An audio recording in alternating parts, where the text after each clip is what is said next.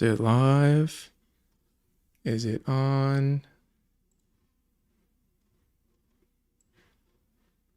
There's always a really awkward period between when I click start streaming and when my page actually updates so that I can see the chat. There should be a tool so that I can see the chat before I start streaming, but there isn't. Or at least there's not one that is readily noticeable to me. And that was even after I asked Grok. I asked Grok what to do, and it told me to get some code from a page and put that into OBS. I was just like, no, just where's the chat on the website? Stuff is needlessly complicated. I don't know why it's this bad. Okay. I see that there's plenty of people here. And so I'm going to pop out the chat. Pop out chat and close Grok. And close the live. And close all these pages sucking up all my bandwidth. Okay. I have chat. And I have window, and now I can actually talk to you. A2 Wolvie says that Twitter post on feminism was fire. Yeah, I do a lot of fire posting. My Twitter is pretty fiery. I can't do this in a disoriented way. I'm very good at words, but you know, the videos just make it so much easier to communicate. And, you know, they're fun and people watch them, and much more cultural cash that way. I don't know why I just thought of this. Maybe it was because we're talking about Twitter or X. My friend Rudyard from What If Alt Hist got a either a retweet or something from Elon, which was pretty cool. It was some kind of video he made about something. I can't remember. I can't even remember all my own stuff. But that was neat. Like I've slept over someone's house who got tweeted by Elon. It's neat. And that's, you know, right next to Elon works with the president. So that's pretty close. My power grows daily. Billy Goat became a subscriber. $1 a month for the private lives. Thanks, Billy. Why PSYOP video was a PSYOP itself? Well, what was it distracting from, you know? What was I trying to keep you to not pay attention to? Was there ever a group chat for the levels of thinking made? Yeah, it's I have a Discord for it. Most of it is paid. Like if you subscribe to Selfmax, or if you just selfmax.ai, or if you just take level check, then you get to go into the paid areas of the Discord, but it's the level check Discord. And there are rooms where you can come talk if you're not a paid member, but you don't get access to all the, like, we're going to do events, and we're going to have rooms where once you get your level evaluated, you can talk to other people on your level or one up or one below. I suggest adding a 1-minute countdown to your live streams. You got to give me instructions. I don't know what you mean by that. Like, you want me to start the live stream and then put like a stopwatch on the table? Or are you saying something more sophisticated than that? Michael Baldwin, welcome to HM Live. The $1 opt-in for my my private live streams. In case any of you don't know, my live streams are the only videos that lose me subscribers. Like, I usually get several hundred subscribers for every video. I usually gain. But with live streams, I always lose like 2 to 10, roughly. So that means that, a lot of people don't like them. So I'm doing a lot fewer now, as you can see. I haven't done a public one in a few weeks. And if you want to, see the other ones, it's just $1 a month. I made it as low as you can, and I'm doing most of them private. Can I slum it with cuties 3 levels below? You wouldn't want to, not usually. You typically wouldn't want to hang out with someone 3 entire levels below you. It would be frustrating. That's one thing that they say in the levels communities, the integral community. They say it's lonely at the top. Once you get up there, it's very difficult to find anybody who knows what the hell you're saying. YouTube has intro videos that you can play before going live. Okay, where are they?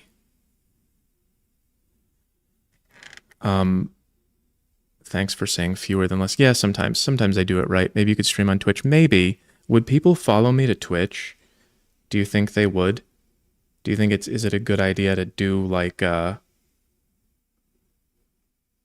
someone was explaining Twitch to me a while ago, and they said that it was more like for being on camera for 8 straight hours, and people will get up and take breaks and have like break videos play and stuff. Red Pill World asks, does income women matter when come dating? I'm gonna say yes. Income women does matter when come dating. I don't know whose income you're talking about or what part of dating you mean. But income matters to everybody. A lot of men will say that they don't care, if a girl has money or not, and that's much more true than the other way around. But for example, Mac and Murphy, I follow him on Twitter, and I think I follow him on TikTok too. I just don't watch TikTok anymore. He says often that higher status men will marry higher status women. And of course that's true, because you want somebody who's going to be able to contribute something, or at least be the same, have the same expectations as you, and so forth. But so to answer your question, yeah, even men tend to choose women from the same socioeconomic categories. They tend to. They care significantly less, though. Like personally, I would and have, seriously considered women who were, like my girlfriend from last year, made $0 per year. That was fine. Make a diagram of how facts sound to women when they dislike those facts. A woman recently told me that she literally has no rights as a woman. Oh yeah, that's a crazy thing to say. So I kind of, all my diagrams are kind of diagrams of how facts sound to women. What you have to understand about that, when girls say crazy things like I have no rights, what it means is that they're having a bad feeling. So if we I'll just draw it fresh. If we do man and woman,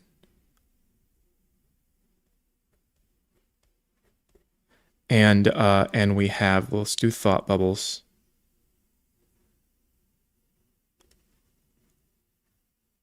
And we go like this lower part will be emotion, and this part will be reason. Men tend to speak. Let's draw a mouth. From this part, men tend to speak from the reason part, and women tend to speak from the emotion part. So when she says, I have no rights, what she's saying is, I feel in this moment like I'm not allowed to do something. And sometimes it'll be something that she's totally allowed to do. Like women will often say, we have to spend all this money on makeup and clothes and everything. And the man is like, I don't care if you wear makeup and clothes. And she'll go, but men are making me. And it really is, she feels like she's in competition with other women who are doing the same thing. And so what she's thinking in that case is that like her plain face is just not going to be a competition for a woman with makeup face. And the reason that it won't be a competition for makeup face is because men, prefer makeup face. Or at least they look at it first. Like the point of makeup is to make you more attractive. So duh, men are going to look at her first. So men look here before here, and then women go, men are forcing us to put makeup on. And no, we're not. You're forcing us to look at you by painting your faces. It's your choice to put it on or not. So when they say things like that, they're speaking from the emotional part. They're speaking from the subconscious emotional part. The women notice men looking at women with makeup, and they go, well, if you're gonna do that, then I have to do it. And so they say men are making them. But men, speaking from the rational part, the reasonable part, they're just like, just don't put the makeup on. You don't have to. But because it works on men, that means men are making them. They're not wrong. They're just talking about the subconscious part because they think men think the way that they do. We get very confused about that particular split in male and female communication.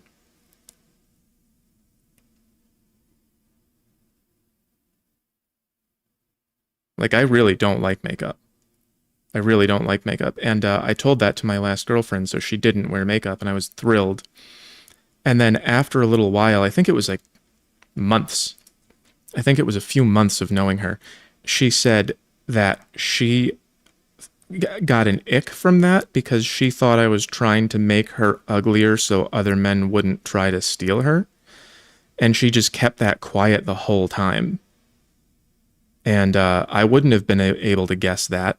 She didn't give me any indication or anything.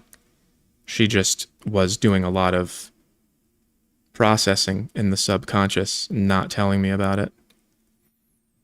Kyle Smith says, would you be so kind as to plug the redacted group I made? It's called Not People Home Math Discussion Group. It won't let me say the social network name here. Links don't work in chat, but it's searchable. Yeah, Kyle told me that he's making a chat group on one of the social medias. Can I say it? If you can't say it, can I say it? I mean, you guys should be able to figure it out. It's not that hard. But I guess the discussion on Discord is not good enough, or I don't know how it works.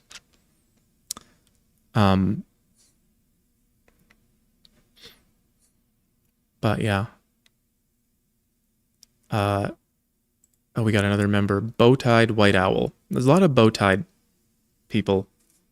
I don't know what that means yet.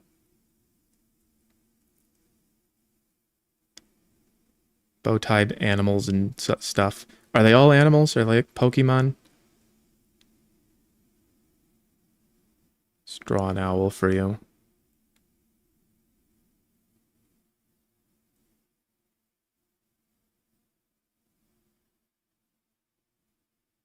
Thank you for joining.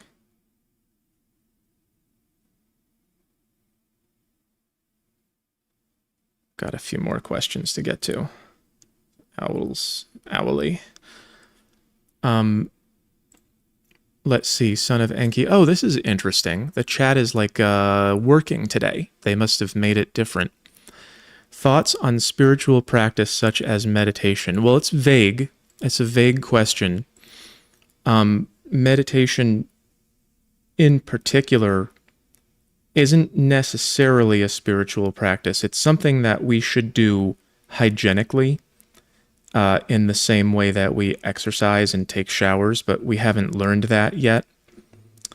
It's just maintenance of your mind, so your mind isn't running around doing what it wants to all the time.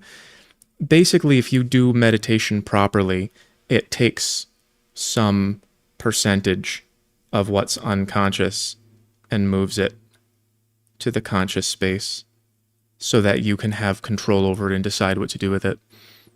There are lots of different kinds of spiritual practice, though, that work in lots of different ways, and some of them don't make any sense to me, and some of them do. Like, prayer is good. If you're going to pray for certain things and in certain ways, that has good benefits. Just spending some time alone with God and that sort of thing. Overall, I would say that if a person has no spiritual practice or belief or habits, then that's not good. A lot of people get upset by the word spiritual, and they think that it means superstition or like not smart enough to understand science, but that's not correct either. It really just means that there's, there's the physical world, and then there is the mental world. And inside of the mental world, where your mind emerges from, that is the spiritual world. So we'll just do physical, mental, and spiritual there. And, pretending that there isn't that relationship between the mind and the rest of reality, that your mind just kind of shows up for you, and not knowing that it emerges from what we may as well call spirit, it isn't beneficial. Like, you're not smarter than other people because you think that's not there. It's all you have to know is that your mind does a lot of stuff that you didn't ask it to. Start from there and then discover what those things are and why they happen, and then you're doing a spiritual practice. Let's see, I got Son of Enki, I got Kyle. The Book of Faces. Oh, right. Why, Michael Baldwin, why is it so hard to get women to see truths in any situation, really, even when you have all the facts to back it up? Okay, so it's the same answer again as this one. Even when you have all the facts, they will insist on their version of the truth, because to them it's about whose feelings win. So it isn't about what's factually true over here, like what facts can we observe, but rather it's about, are we doing what you want, or are we doing what I want? And so if you, get facts and prove them wrong, what that means is we're not doing what you want, we're doing what I want. You're not getting the result you want. We're getting the other one, and it's based on facts. They're much less likely to be able to say, oh, well, if I got facts wrong, then I can change my mind, because they still are attached to the thing they want.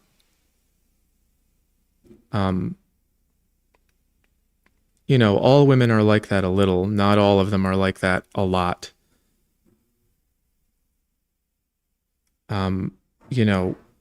What women believe to be true is a lot more controlled by how they feel than men. It's just a lot less objective. That's why they're the first in line to tell all the weird lies that have been going on for the last few years. Brad says it's because winning is more important. That's one way that you can contextualize it for sure. They don't really think of it as winning necessarily, but rather getting what they want. So it doesn't have to be a conflict. It's just like, the way that there was a video I watched not too long ago where they were talking about female communication, and they had this adult woman who made, I think it was lemonade, and she deliberately made it taste terrible. And then she gave this lemonade to little boys, and the little boys tasted it and went, "Ew, that's gross." And then she gave it to little girls, and they tasted it and they made like, you know, like that awful face, like, "Oh, I can't believe this is in my mouth." And then they would go, "Oh, it's wonderful. How lovely. Thank you." And so they're not talking about reality, like she's experiencing a bad flavor, um, but lying about it to preserve the relationship with this woman. So the boy will say, "This tastes bad because it does." And the girl will say, "This tastes good because I like you." Doesn't matter what's actually going on. So when women are doing that, when they're clinging to their thing that's factually wrong, what they're asking you to do is preserve the relationship. Just pretend it's true for me. Stop talking about facts. I wanted it to be true. Just say it's true for me. And this is where you get woke Democrats. It's where you get wokeness. It's a bunch of guys saying, "Oh, pretend anything if you'll look at me." Frustrating, to say the least. Oh, I don't know if you guys can hear my laundry. I don't know how sensitive my microphone is. I got a new microphone, and I'm using it through the. Do I sound good? Does my microphone sound good? It's not buzzy, is it? You guys can tell me at the bottom. I'll check in a minute. Kyle says, "It's mainly for those of us who don't like Discord and or aren't good at it." Okay, yeah, that's the group that Kyle made. Yes, you can say it just gives errors if we try to super chat it. Interesting. And I believe it will reach more people. Thanks. Yeah. Yeah, the Facebook group. What was it called again? I'll go back. Not people. Facebook group. I tried to make a Facebook page and it was very frustrating. I don't remember why, but I don't want to try it again.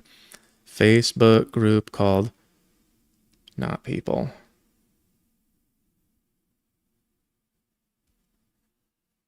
The Home Math Discussion Group. Discussion Group. Kyle's a fan. Andrew G says, "Hey HM, where should men place more value, looks or making sure they aren't a POS between the ears?" Well, it's a very broad category.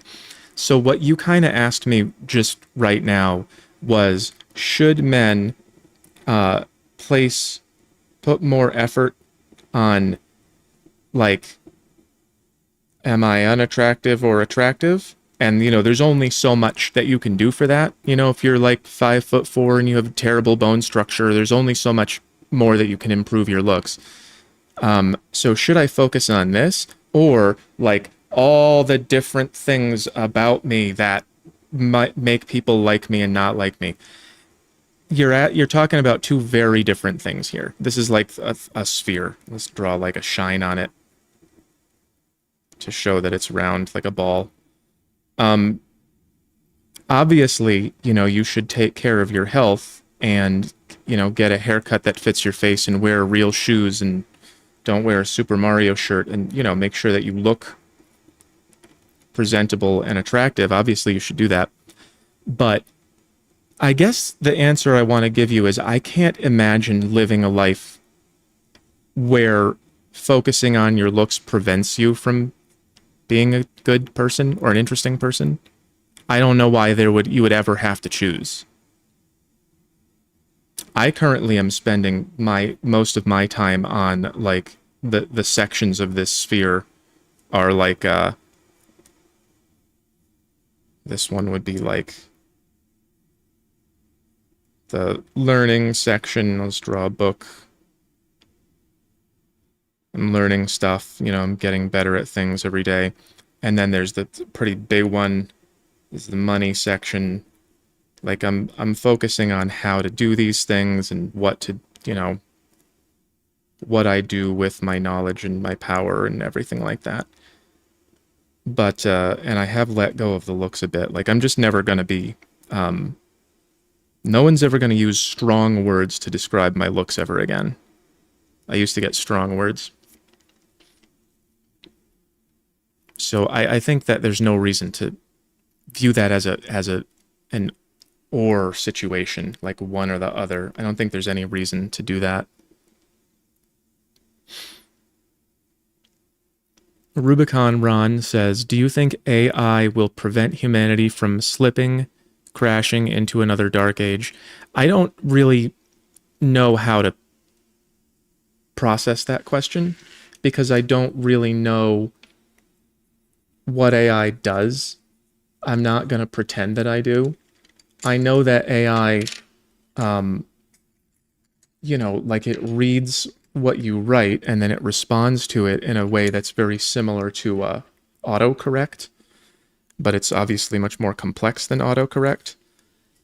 And it just goes and finds other information that is relevant to the input, like contextually. And I know that the more complex it gets and the more that it improves itself and everything like that, the more power it's going to have to create, useful information. But I don't know how that's going to interface with the human spirit. People are obviously going to use AI for bad things. I had somebody actually send me a contract written with AI that asked me to give up the rights to my content. And I had to run it by a lawyer because I just don't know how to read contracts. But this guy wanted me to sign something that said that they own my content. And they said it was that was written with AI. Someone showed me, I showed it to someone and they said, this contract is it sounds like something they got from ChatGPT. So people are going to use it for bad reasons. They're going to use it to trick old people out of their money and everything. They're going to scam people. And they're also going to use it to create art. And, sometimes when I want to generate an image for something, I just go to Grok rather than drawing it because it doesn't need to be drawn. It's not like a diagram. So the question is, will AI prevent humanity from slipping into another dark age? It seems like a very powerful tool, but also extremely fragile and totally reliant on a massively complex globalized system.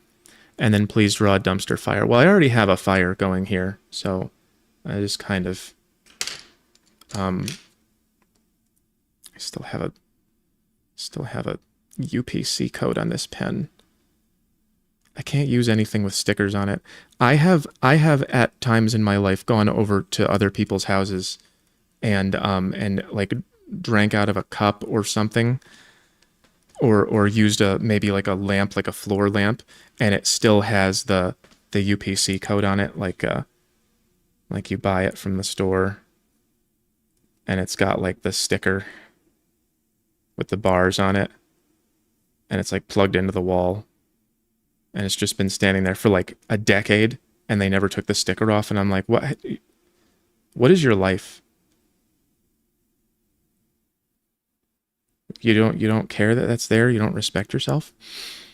So I guess I could just make a dumpster here.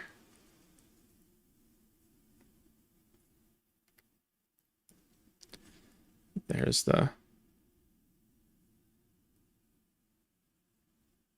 we'll go about there, I guess. Dumpster fire. Society is a dumpster fire. The things that people believe are absolutely just irreconcilable with sanity. And there's not much we can do about it. There are people walking around who are noticeably insane. And there's nothing you can do about it because they're like, well, my insanity is just an opinion and the law upholds it. So I don't know what to tell you about how AI is going to save us from a dark age. I don't have the proper understanding of AI to project that, and I don't think anyone does. I don't think that even the people who know the most about AI and what it is and how it works, I don't think that they can tell you what it's actually going to do in 2 years. I think that they can tell you things about how it's going to work. They can tell you how much information it's going to process. Oh, damn it. The chat went down again. I didn't do anything. I set up everything perfectly and it still all failed. I got to open up the chat again. I'll just keep talking about AI. It's just unbelievable. I set up everything perfectly fine. So,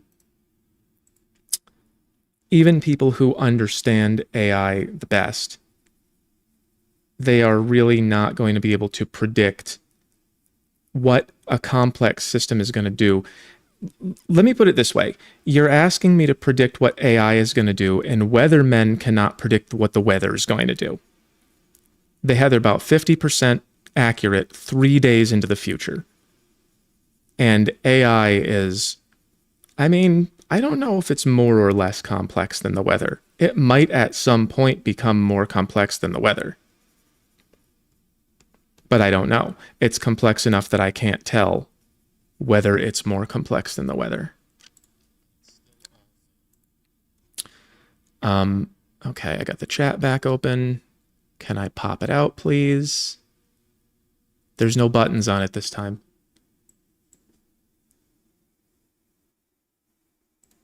The last time there was like this, it was the same exact window. There was a thing like this, and I opened it up and popped it out, and now it's not available. The hell?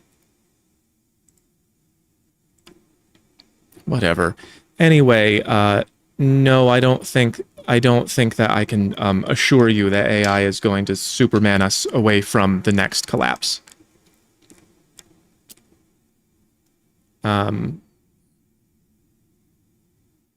Oh, there it is. Now I can pop out the chat. It's amazing how little all my stuff works. So, back to the chat. Chat. Back to the... Right. Oh, I missed some. I guess it wasn't working before. Human Psych Engineering says, HM, according to levels, where would you place most modern younger women versus modern younger men? If we're talking about modern younger women, I would say that they are at the 3, 4, 5 level, and modern younger men are gonna be like, also kind of 3, 4, 5, but more towards 4, 5. Let me get out the levels marker. There's a lot of different kinds of people that can be called modern. There's many, many different kinds. And I would say, let's just do this. Let's throw this away when I'm done. I'll just get blue for boys and pink for girls. I would say that modern young men are probably like, not very many here. And probably peak like in lower 5. And then down, and then there's a lot at 3 and not very many at 2. So there's a very small amount at 2 and a small amount at like 8. So that would be men.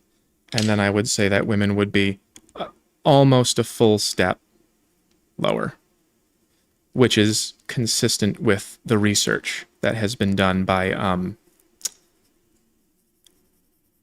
Lawrence Kohlberg. I'd say the male average is about, yeah. Female is about, yeah. Like lower middle 5 and middle 4, 3, lower 4, something like that. That's very typical. That is the, if we look at it like this, that is basically, if you go to the Kohlberg stages, which he breaks it up into 6. We're talking about stage 3, which is good girl stage, and then stage 4, which is law and order stage. And most men stop here, and most women stop there. That's what his research showed, and I believe that this is holding true even today. Although I believe that it's shifted down a bit, and that people are less mature on average. The rest of human psych engineering's question was, what do you think prevents each sex from progressing to higher levels? Oh, well, mostly IQ. And then he says, draw an Oompa Loompa and I will drop you another 50. I think I can draw an Oompa Loompa for $50, sure. What do you think prevents each sex from progressing to higher levels? I would say that it's like mostly, it's mostly IQ. It's mostly that people simply cannot cognitively handle more complexity than that. And also, when you're talking about moving from one level to another, you need a reason to be able to do it. Like, I know people who are very, very smart who are just really strongly at level 4. They're very intelligent, but they've never needed to think about, well, what if I was wrong about that? They've just lived lives of comfort. So you need to be challenged, and then you also need the ingredients. It's just like lifting weights. If you lift a lot of weights and you don't eat any protein, you're not getting stronger. If you eat a lot of protein, you don't lift any weights, you're not getting stronger. You need both. So you need the challenge and the ability. And some people are limited by IQ, and some people are limited by circumstances. And I think that people are mostly limited by IQ. Like, the average IQ is 100. I don't think that 100 IQ person could ever get to level 6. I don't think so. I'll have to check the numbers on that. And in order to get up here, you need to be significantly above average, which is like why it's such a small percentage. This is mostly IQ. But then even people who do have the IQ, their lives are too comfortable. They're all sitting on their phones getting told that everything that they believe is true. I didn't finish your Oompa Loompa.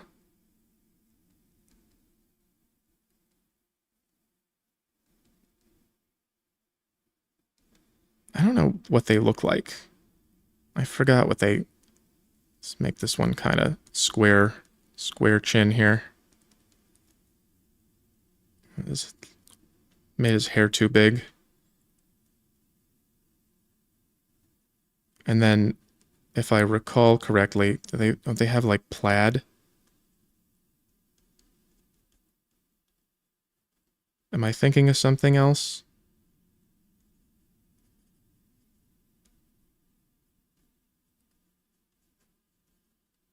Maybe I'm just drawing them as lumberjacks. I think that was worth $50. Let's finish collaring him for you. What question was I on? Oh yeah, the levels. Yeah, it's overwhelmingly limited by intelligence. There are some people that no matter what you show them, they're just not going to be able to understand what you're saying. And then when someone can understand it, they usually... Like, we have places to retreat to in modern society. If you ever get challenged by anything, you run away back to all the people who tell you that you're right all the time. That's not good for levels development. Like, that's how you get spoiled children. And that's one of the reasons why women remain a stage lower, because their lives are easier. They all complain about how their lives are so much harder, but they, like people, particularly men, do things for them, and they don't recognize that. They think that men get even more things done for them. I was talking about that on Twitter earlier. So, like, attractive women will have people do stuff for them and be nice to them, and then they grow up and they get old, and they go, why is nobody being nice to me anymore? What's the matter? And they don't understand that it's like their attractiveness went away. And that's a low level of development. That's like a level 3, level 4. That's the good girl level. It's very common.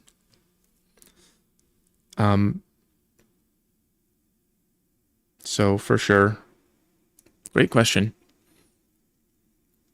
What prevents men from going to higher levels is also that their lives are too easy because everything's on the phone, same deal. And they can just sit at home and eat snacks that their parents bought. And also IQ. I think that, if we had an honorable society, I'm going to give this guy a belt buckle, I don't know why. If we had an honorable society that made men do difficult things like go to the army and, prove yourself and actually do something that benefits other people, I think that we would probably see more levels development. But we don't do that because people are so lazy that it's evil. Pointless Burner says, need an Overton Window vid. I believe the axes it sits on are acceptability from normal to taboo and impact from minor to revolutionary. I suppose that's not a bad idea to do a whole video on the Overton Window. It's definitely not of immediate concern to me. It's not like my next one. I already started working on my next one. Oompa Loompa's just a lumberjack. But I haven't heard of that. I haven't heard of any axes. The only things that I knew about the Overton Window are that there is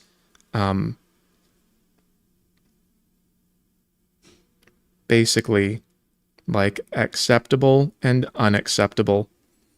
And you can move it and you can stretch it and shrink it. And in North Korea, their Overton Window is like this.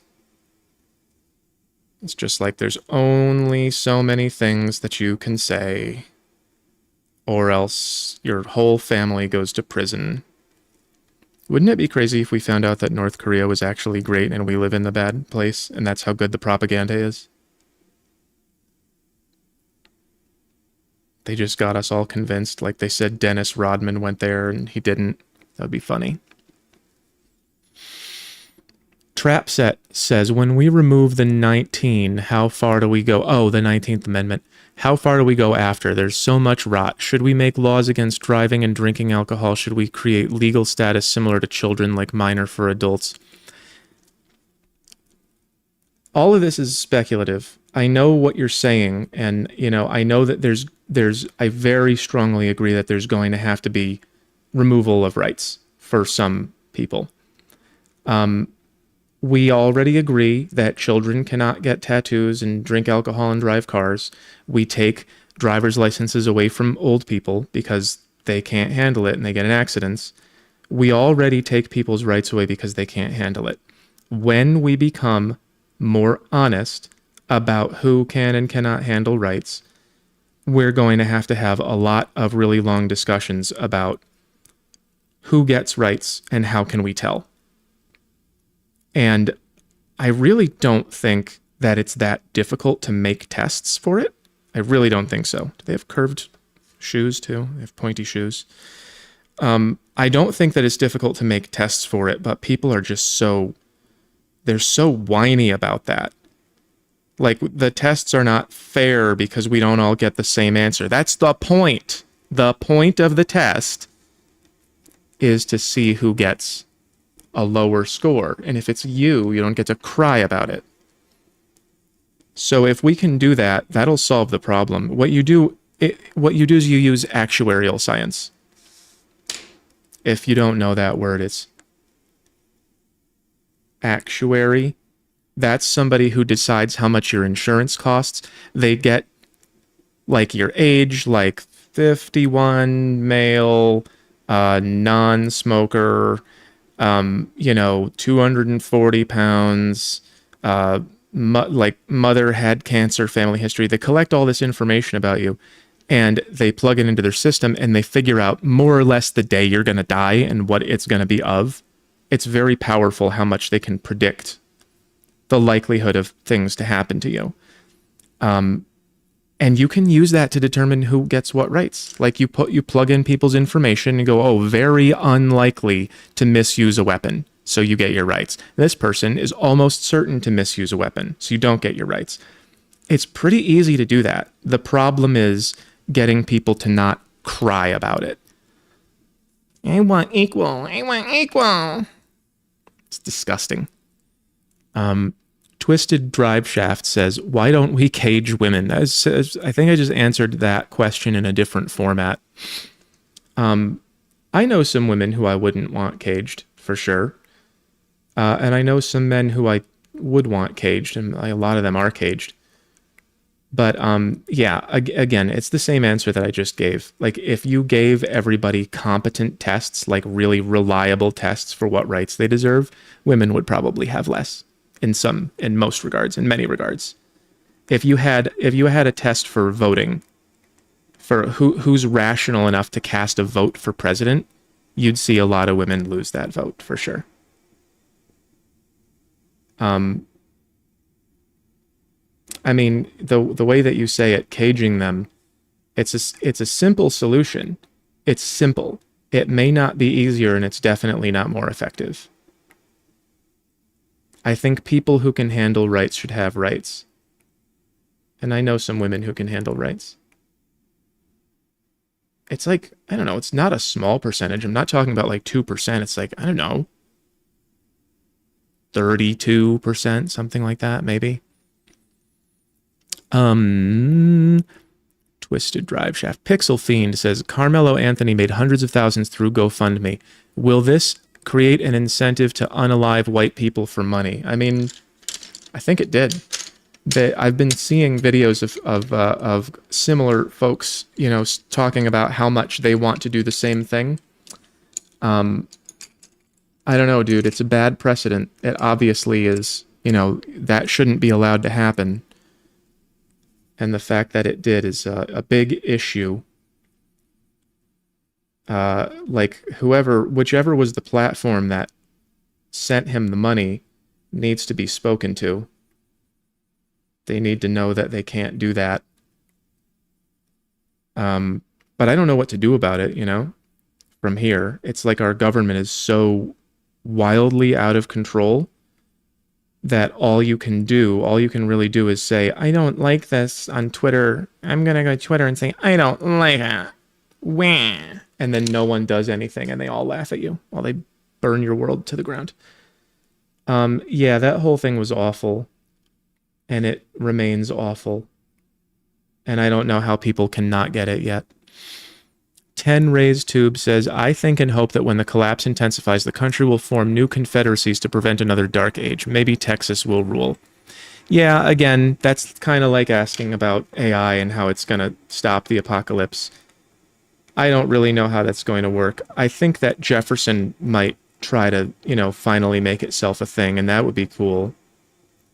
I know that Eastern Washington is going to split off from Western Washington, like probably right about here, and just go join Idaho. I don't know where Idaho starts, somewhere like that. I know certain things about how that would work, but I also really don't see anything splitting anytime soon because people are just so like fat and lazy and stupid. And they all love to sit on their fat, lazy, stupid asses saying, oh, I don't like that. Turn on the sport game. Give me my beer and my cheese chips. Cheese snacks. So, it's kind of, I'm getting tired of talking about it if no one's gonna actually get away from this government. Bowtied White Owl says, any chance you talk to Empathy Guru from Twitter? You are Neo and he is the Keymaster. Explains mimetics on a deeper level, similar theme. Are you asking if there's any chance I would talk to him, or if I have? Because I don't, haven't. I don't know who that is. But I would if I got time. Empathy Guru. I guess that's sounds good. Empathy Guru. Ba, ba, ba, ba, ba, ba. Oh, that's cool. I don't know how this works. Men's Nova sent 5 Home Math gift memberships. Can you do send those to specific people? Let me check the main chat to see if I'm missing any messages. I'm in Eastern Washington. I'd like to split to Montana. You want to go right over Idaho and go to Montana? How does one become the table? Oh, just ignore what everyone else wants from you and just tell them what you want. It's real simple. Here in Eastern Washington, we don't have a voice. Our votes don't count. Yeah, I drove through and I spoke to some people in grocery stores and banks about current events, and they all made this face. They all did. They were, at first, they were like, hi, hello, how can I help you? And then I said, what's it like to live out here? And they went,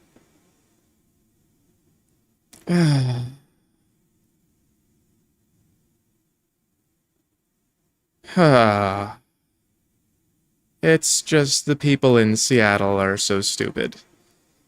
They did that. This was the bank teller. This was her face. So that's sad.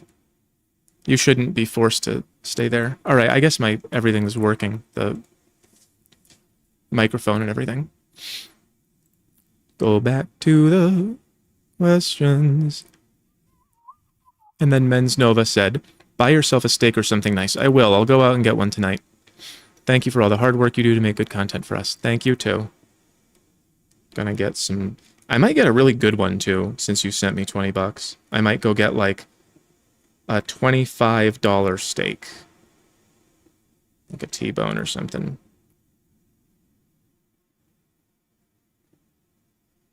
What did I have last night? Did I have beef last night? I can't even remember the food that I ate. I appreciate that. Thank you. Hey, Mr. Math, you should get Not People merch. I do. It's on my links. If you click the links in my social media accounts, you will find my merchandise page. It is there. I've had the Not People merch up for a while. Hope you find it. Ashlyn Breeze says, been wanting to catch you live forever. Levels really changed my perspectives about life. I appreciate your content so much. Well, good. Glad to have you here, Ashlyn. I'm going to be doing a lot more Levels content soon as well. Like, I'm not going to stop doing the making fun of dumb TikTok feminist stuff, but I'm going to spend a much higher percentage of my effort on the bigger brain stuff. Kyle Smith, member for 1 month, says, just trying this out. I don't know what this is, but y'all should join my Book of Face group called Not People. Yeah, I don't know what that is either. You got to tell me that later, Kyle. I guess you can send extra messages if you remember. I'm in level ! Says Red Pill World. I want to get to level 9. Is it hard? What does it take? Yeah, it's very hard. Only a very small fraction of 1% of people ever get there. And what it takes is a very, very large amount of getting rid of what you think is right and what you think is true, and looking at yourself and the world honestly. So, like, I don't know, you gotta think about something that's very important to you, and then listen to somebody who believes the opposite until you understand it just as much as you understand yourself. If you do that for, like, 30 years, you might get there. Steve Weatherman says, have you had a look at the Happy Wife School? Nope. I think you asked me that last time as well, and I wrote it down, and in the last week, I have not had a look at anything. Just work. But I wrote it down. Jason P. says, what do you think would have to happen, or the tipping point for women to change the direction? What do you think would have to happen, or the tipping point for women to change the direction modern feminism has progressed them to be? I don't know what you mean by what would have to happen or the tipping point.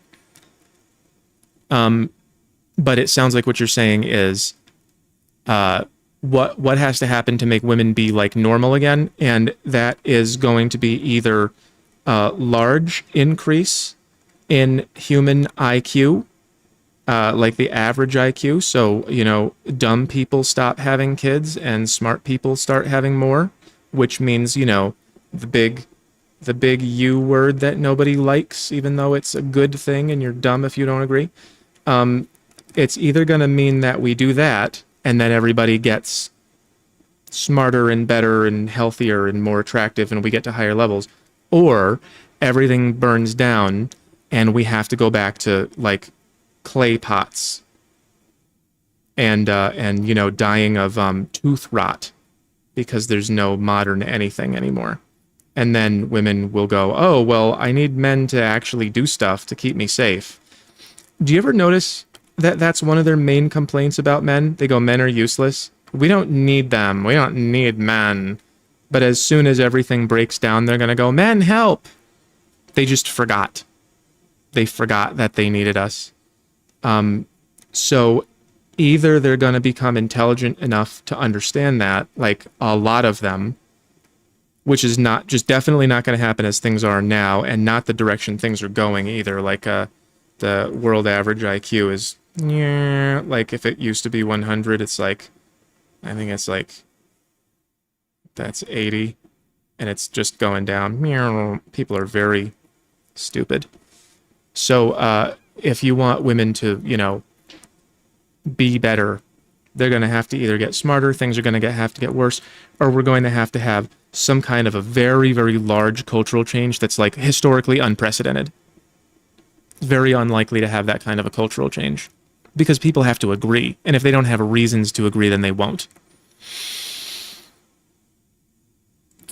Ebiash says, men's bodies and hormones follow the sun, women follow the moon. Do men take a day to fall in love and women take a month?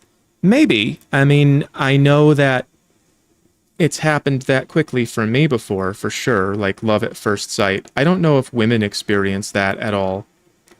I know that I have charts about it. I can't wait to get rid of this stiff paper and just reprint these. I've got so much to do. Oh, I'm so tired. So much to do. So much work. Work. There we are. So, here's my chart about that. This is just a typical relationship in my life. I meet the girl. She's lukewarm at first. I start liking her, and then as we see each other, I start liking her a lot. And she catches up. And at some point, as soon as she's more attached than me, she tells me about her horrible past that I hate. And I immediately go, well, now I have to think of a way to get rid of her. And then she stays attached until she realizes that, no, I'm not going to put up with the thing you told me. I mean, this is how I've experienced it. But not everyone's the same, but I know men do go quicker. They fall faster. I don't know if it's a day and a month. I know that the hormone cycles last that long. Good question. Hence girls rating unfamiliar men unfairly. Yeah, it might be a good way to look at it. So if men are the sun in that case and women are the moon, then what is like Saturn? Something that takes 29 years. Pixel Fiend says, what are your thoughts on Monarchy? I feel that certain systems are built for different levels. Yeah, different systems are built not only for different levels, but for different types. So again, I'll get a new paper, I guess. AQAL is all quadrants, all levels, and then there's lines, states, and types. Those are the things that AQAL covers. So the quadrant perspectives are the way that you look at reality. The levels are the complexity with which you look at reality. The lines are the different ways that you apply levels. So there's like cognitive and emotional and your value system and your needs, like Maslow is needs and spiral dynamics is values. And then there's states, which is like what we were just talking about with hormones, how men go through a daily cycle, women go through a monthly, and then there's like asleep, awake, and drunk and sober, that's states. And then types, that's the interesting one. Types are very important as well. And if you have a type of person at one level and another type of person at the same level, they're not going to work well under the same government. So if two different types of people are different enough at the same level, they still won't go together just because they're at the level. It gets complex. But what I think about monarchy is that it definitely works for some situations, and I don't think it would fly if we tried that right now. Like, I don't see any reason why it would necessarily be bad if we had a king, as long as it was the right king. But I don't think that people would go for it. You know, I just think that they think they're smarter than that. They think of kings as an old thing. It's old and it's outdated, and we all know about science. So we vote for what we want based on what we saw on TV instead of from the king. But I agree with you that different governments work for different kinds of people, which includes levels and types and so on. Drewbot, welcome. Thank you for subscribing. Pixel Fiend says, I like communism for family, democracy for community, and monarchy for government. This allows for each system to function the best. Yeah, but how do you enforce communism in the family? You can't really say, like, the country is going to make a law that the family is going to have communist laws in it, you know? And then there's like was that the region? What did you say? Family, community.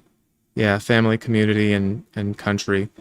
So if you make a law up here, if you have the king make a law, like, you shall do communism in your home. I don't know, how do you enforce that?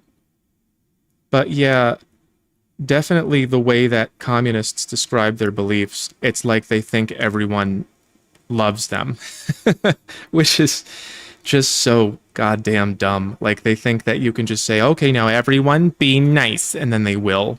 Get out of here. Yeah. Painfully stupid. Sugar Waters says, does body count matter for men? Yes, it does. Less, because women sometimes actually like men with a higher body count. That's, again, one of those things where it's just much more for one than it is the other. Hang on a second, put my paper away. Body count, higher body count bothers men more, it bothers women less. More women see a big one as a good thing, less men see one as a good thing. And I wish that I had that. I was looking for this chart the other day. But if you have, if you do body count here, right? And then you do like relationship quality here, it kind of goes like 1, 2, 3, 4. It goes up to 4 and then down pretty gradually until about, what, 5, 6, 7, 8, 9, 10. And then at 10, it kind of is almost as low as it's going to get. But if you go up to like 100, it'll be, you know, lower than 10, but not a whole lot. And it's slightly different for men and women. So like if this is women, then for men it would be something like this. And then it's similar. I remember the shapes being similar. I wish I kept this graph because this is not exactly it, but yeah, a high partner count will make it harder to maintain a relationship. And I can, I understand that personally. Having been through a lot, I can see like it would be pretty difficult to meet and trust and bond with a woman at this point. Fireflame Fine says, I'm trying to self-max for the first time today. This is impactful stuff. Thank you. Crying my heart out, but growing. Good. That's a good sign. That's a sign of progress. If it hurts, that's normal. Good. Glad to hear it's working. Yeah, it is pretty, like a lot of people get mad at me when I tell them what they have to do because they just want to hang on to their comfy stuff. But comfy doesn't make you grow. So good job. Sugar Water says, example, their body count damages them as partners too. Yeah, yep. So yes, I did get to that. So like this would be 1, 2, 3, 4, 5, 6, 7, 8. Like at 8, a man would probably be like 50%. A woman would be like 40 or something. It's not a huge difference, but it's like significant. I'll try and find the graphic for next time. Guy Who's Ninja subscribed. Welcome. Welcome to HM Live 1. James Oko says, yeah, I agree. It sucks how they made Zimmerman rich for profiling a 17-year-old with Skittles who would donate to these people. Yeah, well, that's not what happened, though, is it? You know, leaving out the part of the story where, you know, the rest of it, aren't you? But, you know, don't waste my time with that crap. It's annoying. Pixel Fiend says, traditional families are already naturally communist. Breadwinner patriarch distributes wealth throughout the family. It doesn't need law to enforce. Yeah, I mean, that's what families typically try to do is the man leaves to go get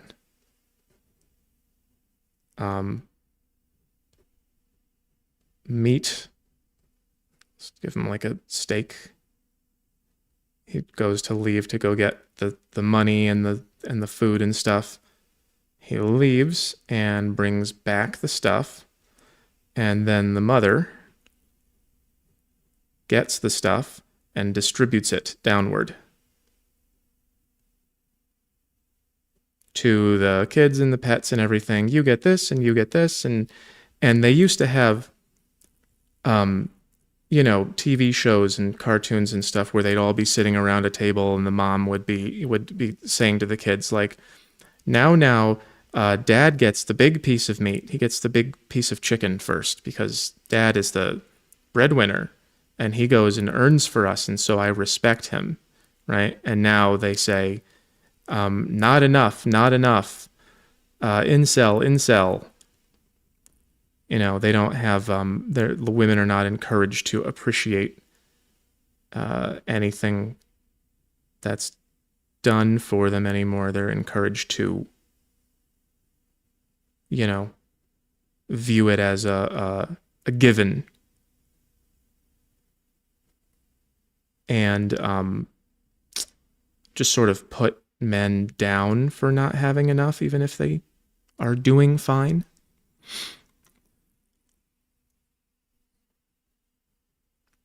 Dad first. I don't know. I've seen maybe 2 families that are still like that they still function that way. It kind of gives me an error message in my brain almost when I see it. I'm just like, it's like anachronistic. Like they're still behaving that way where the man goes and gets money and how are you paying the bills? Get like, ooh. Huh?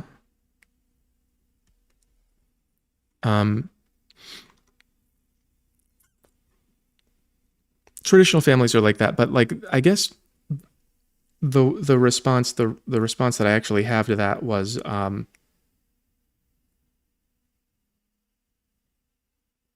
how do you make it be more that way? Like, how do you get families to do it? It's not enough to just say traditional families still do that, but there are so few of them.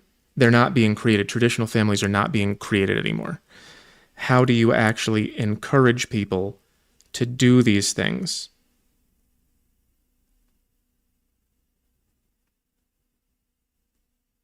You have to set up incentives. You have to have like education. You have to actually get people to want to do it. And that is almost always led by, you know, the bottom level. One of the things that we do wrong, that humans do wrong very consistently, is we speak to people here.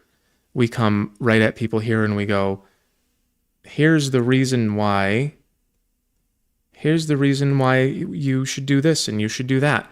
And people are down here having their feelings and they don't even know how to articulate them. They don't even know what they're feeling. But you tell them the reason, and it's just like, that's not the part of the brain that they're making this decision with. So in order to get them to make the decision, you have to actually put them in a situation where, like, if you do this, then we give you more money. And then they go, oh, okay, well, now I'm traditional. That's what most people's values are actually based on. It's just how living things work. Silva? I don't know what that word is. Is it Cilva? Would that be Silva? In your last video, are you basically saying we should shut our minds off from all new info in the current world surroundings because it's all made by brainwashing programs? No, that's a silly question. What? I don't think anything that I said in there sounds like that at all.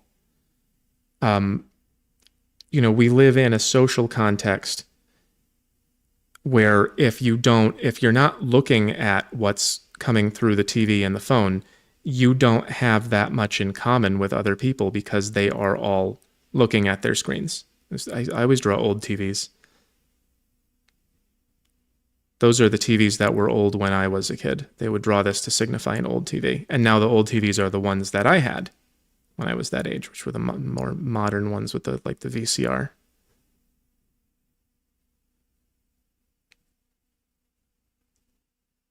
No, that's old. So people, get their information from the TV and the phone now. And if you don't do that, you just don't have much in common with them. People look at the same websites, they see the same stories. I don't really know how to have relationships with people who believe modern things, brainwashy things. But if you look at them and you just immediately believe what they say, then you need more skills. You need more rationality skills.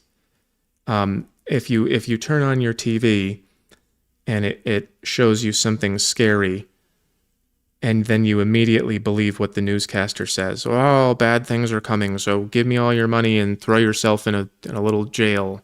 And you go, oh, that sounds scary, so I believe it. Then, I don't know, maybe you shouldn't watch TV. I know that there are some people who are never going to figure this out. I heard a story that, and it's just a story, I don't know if it's true, but I heard that there was a Chinese person who came to visit an American family, and they said, why does everybody watch the news? And they said, what do you mean? And they said, well, in China, we don't watch the news because it's all government propaganda. I guess you guys just haven't figured that out yet. And that was nice to hear about China, at least, that they at least know it. That's much better, it's a much better example of thinking. A lot of people, I've known a lot of people who have degrees.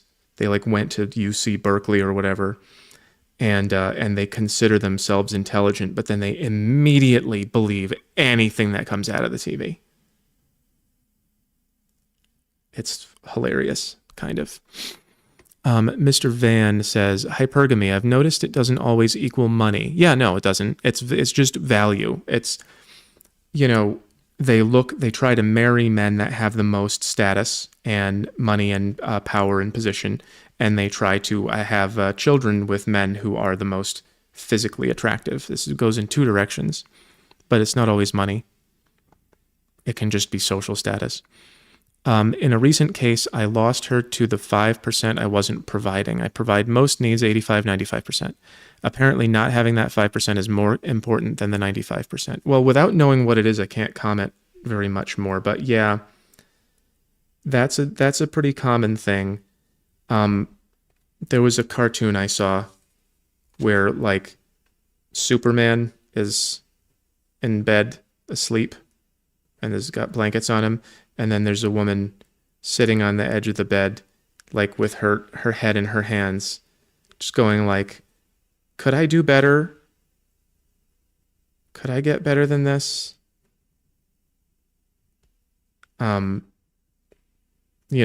To just demonstrate that that's the way that women are.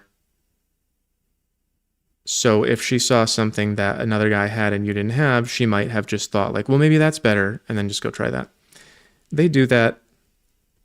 And then, like, I remember when I learned that, it wasn't until I started getting more popular with women, I started to understand that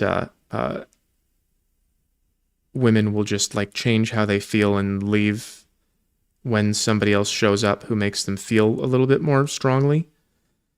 And that was surprising, but was even more surprising was that they expected me to be okay with it. Like, oh no, I'm cheating on my boyfriend or my husband with you, but that's okay because I'm picking you now. So that's good, right? And then I would say, well, I just don't want to be next.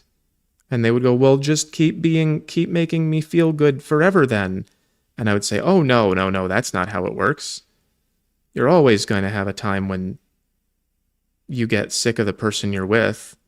And it's a good character trait to not cheat on them when you get there. And I guess a lot of them don't understand that these days.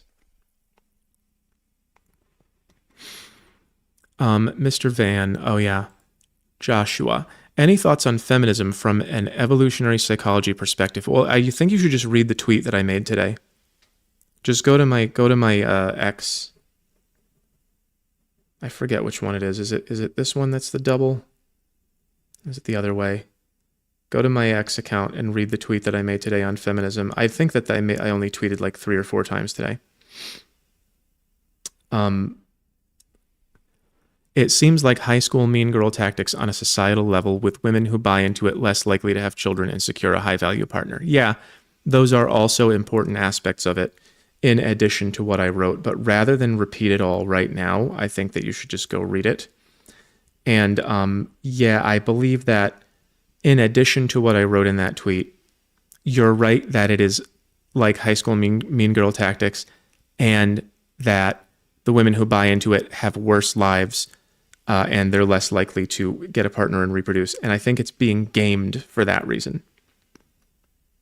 Feminism is just what happens when women are bad and selfish and weak and stay at these lower levels. Like, feminism is just female psychology with a limit of this. It's just like, I want and give me my way. And then someone else goes, but what about my way? Oh, you have privilege. No, me win. I win. I win. I win.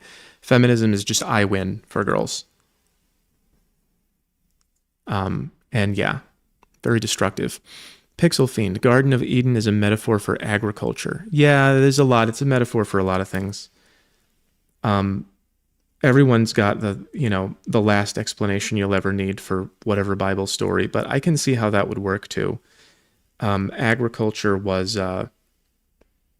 when we started to grow things, a lot of people don't understand that, you're right. When we started to grow things and settle down in places, it caused a lot of really serious conflicts between the lifestyle and human nature. So all of these problems that I talk about, all the home math stuff that I talk about, it all would not be a problem if we were living at this level and below. It would just not be an issue. If women were hypergamous, they would just go to the strong guy, and then the other guys would lose, and you just go, oh, well, and then one guy would have 7 wives, and everyone else would die, and it would just be, life would go on. It would just move on. But as soon as you get into an agricultural society, suddenly you need all those guys who usually would just die off and get nothing. You need them to, go do stuff and build so you can have a nice world. And now we've gotten up to a point where it's like this level kind of enables to do what you want again. We're back down here and we're just crumbling. So like you can't, you can't live like this and have this world. And I'm trying to just get people to understand that. Women gather, so women are the first ones to notice seeds come back next year. That's why Eve takes the fruit first. I mean, I get the logic, but I don't know if that's necessarily like, is that verified? Like women are always the ones to notice when the things are growing?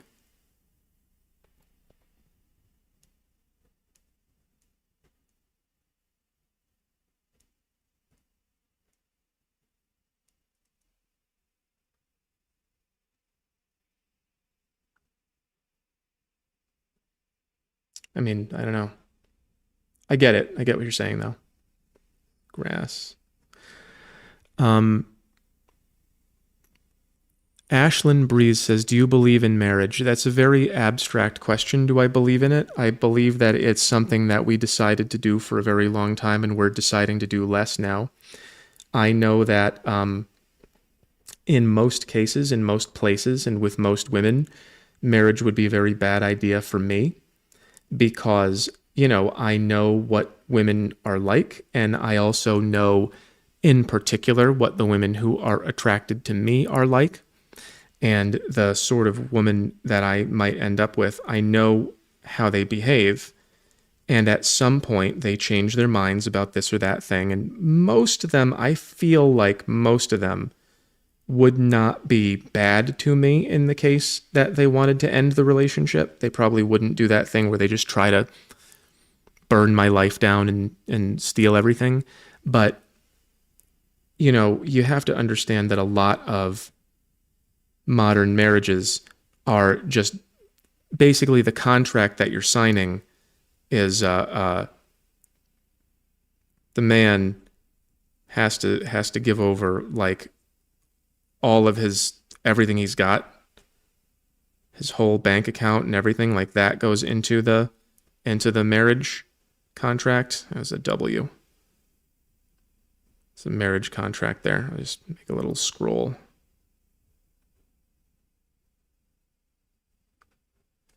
So it's like 99% of his stuff.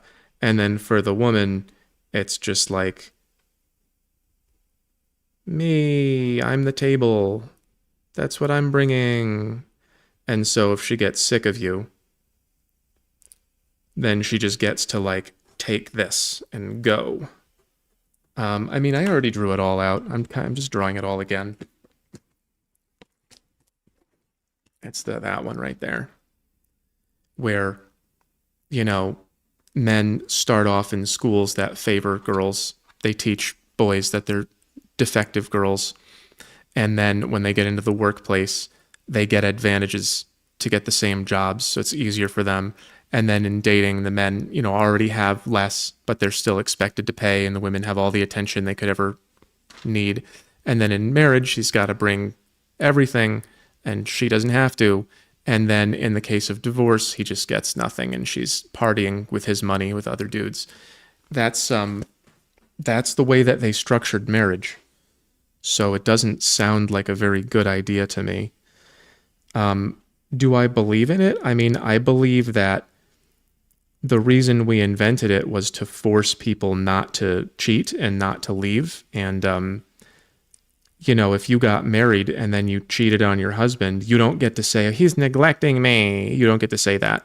It's just the marriage contract says that if you cheat, you get nothing. And then you just get kicked to the curb. So, our contracts don't have any teeth like that anymore. So why would I sign one? It's kind of nuts.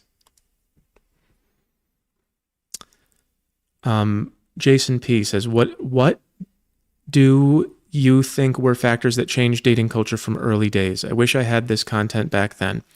Grew up in a trad household, so my thinking was niceness, gifts, etc. would affect women. The most of the things that changed were the culture.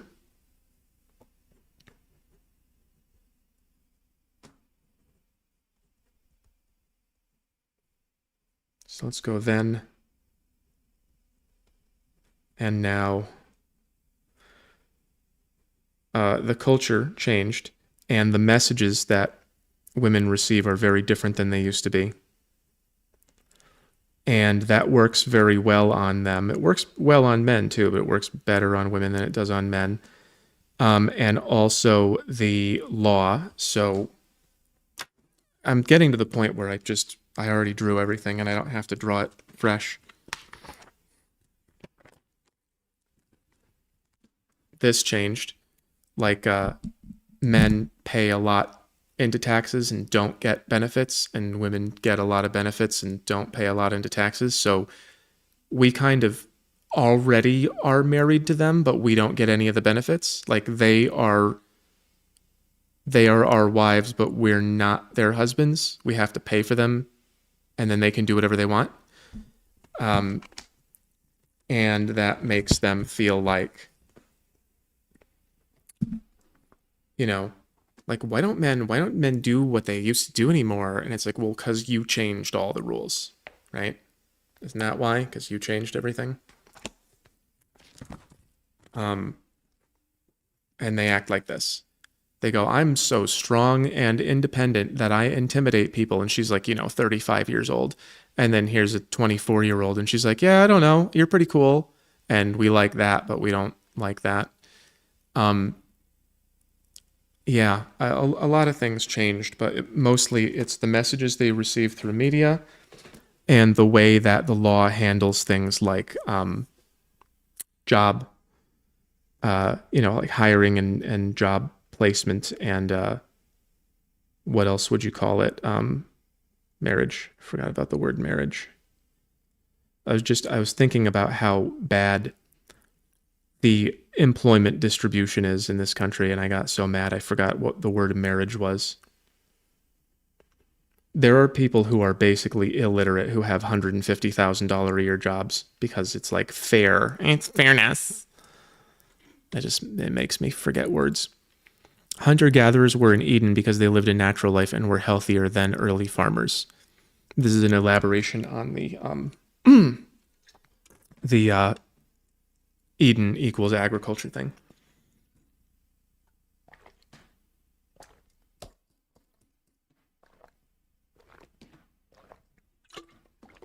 It took me like over an hour to get desperately thirsty this time. That's interesting.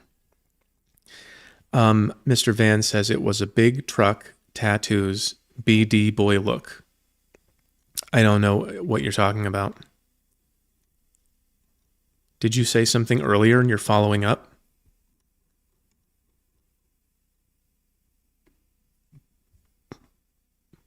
I don't understand the comment, Mr. Van, sorry. Pixel Fiend continues, farming increased the population, created war, famine, greed. They went from paradise to hell. Pre-agricultural life was not paradise, for sure. That is not, like, if you go see how people in pre-agricultural life are living now, it's mostly pretty relaxed, but also they get eaten by animals and die of disease and their neighbors kill them and stuff. They have problems. So I don't know if I would call it paradise. But yeah, it came with its own problems. It's not like the world was good and then became bad. It's just that the world was, simple and then became complex. So we have complex problems that require complex solutions. And now we're in like a tesseract situation where if we don't make our tesseract soon, it's gonna, see if I can draw a tesseract.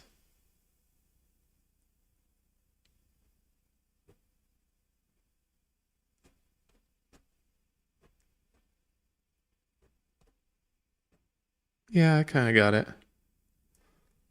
Kind of, sort of. If you squint, you can see it. 2D, 3D, 4D. There's a lot of spiritual people who talk about going from 3D to 5D.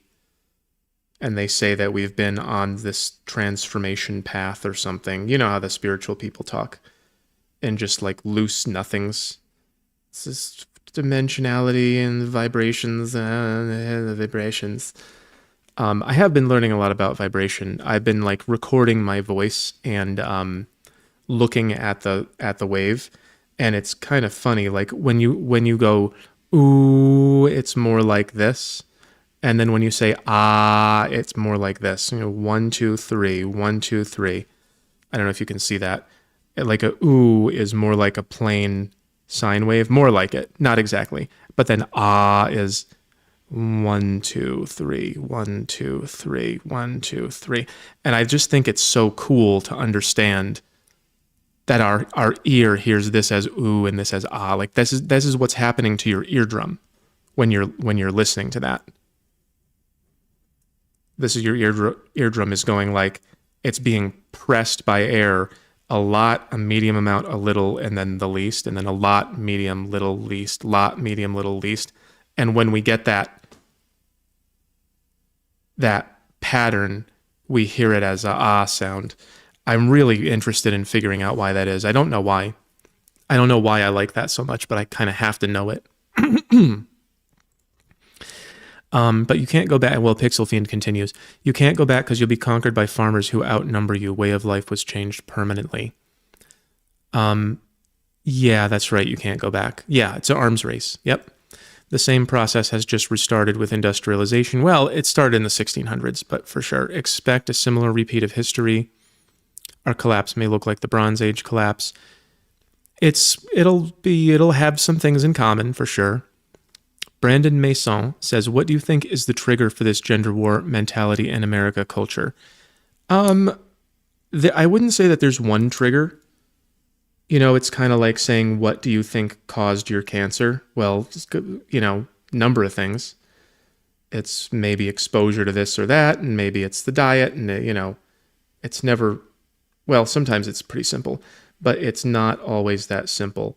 So the trigger for the gender war is,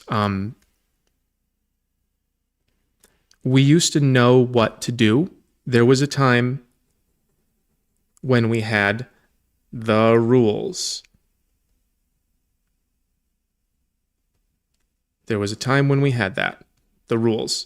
And then, this is something I talk about a lot, we developed up to this level and we started saying, why do we have the rules? We don't need the rules. I'm an intelligent person. I can be a good person without the rules. I want to do my own thing. I won't hurt anyone. And enough people got there that they took away the rules, and then it all fell down. That's what this level does when it's not controlled properly. It says, down here you just have chaos, and then here is we need rules, and then here is we need to build better things. And then here is we built everything, and now I want to know who I am. And I can't know who I am if these rules are crushing me. I want to figure out the world and life, bro, man. And then they get rid of the rules, which means that the younger people who are born can't grow up through them. And so they stay stuck down there, and it causes what I call maturity crisis. I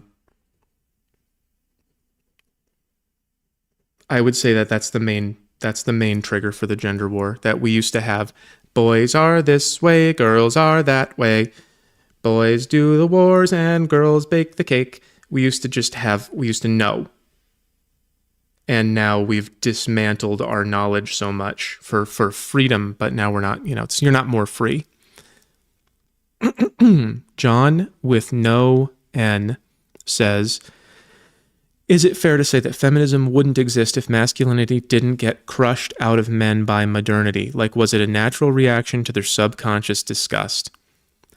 Again, it's not just one trigger. So part of it is a natural reaction to their subconscious disgust. And part of it was what I was just talking about, how, some women got up to this level and wanted to do their own thing too, and they decided that they don't need the rules and all that. A lot of it is, I answer questions like these a lot, and I'm very personally sure that some of the reason that we got into this issue is, getting rid of the rules, like I talked about, and some of the reason is men being weak little babies and just going, but I'm nice, isn't that enough? And of course it's not. And then some of it, I think, also came through the TV. Let's draw another vampire face here. Some of it came through the TV. I'll just write lies. I do believe that there for sure are people who spread bad morals on purpose, like for the purpose of doing it. There are people who spread bad morals because it makes money. And then there are people who spread bad morals because they actually like hate America and hate, you know, the places where they spread those morals, and they want to hurt the people. Those people exist. I'm sure of it. I don't know all their names, and I don't know how many of them there are, but I know that there are people who are like, put that in the news so that they destroy themselves. For sure. So there's lots of reasons. Pretty Boy Jeremy says, hey, Homath, terminal nice guy syndrome guy here. Oh, that's bad. Only girls into me are autistic, mid-30s, or obese. Should I just tap out? How autistic? And how bad is mid-30s, really? Like, I would go for mid-30s if I found the right girl. I was, I don't know if I'm saying was or am talking to someone. There's someone who is, first of all, she's just devilishly attractive. She's very good looking. I don't know how I'm going to figure out if her personality is a fit for mine, but she's 30. I don't know. I guess mid-30s is not that much more than that. 30 is younger than mid-30s, isn't it? I guess what I was trying to say is that mid-30s wouldn't bother me that much, but then again, I'm probably older than you. And I guess autistic doesn't bother me as long as it's not too autistic. Like, what does she do? How bad is it? I did date a girl once who was I give her like a 4 out of 10 on the autism scale, and I give myself like a 2. And it was difficult. She was difficult to deal with. She would just say and do things that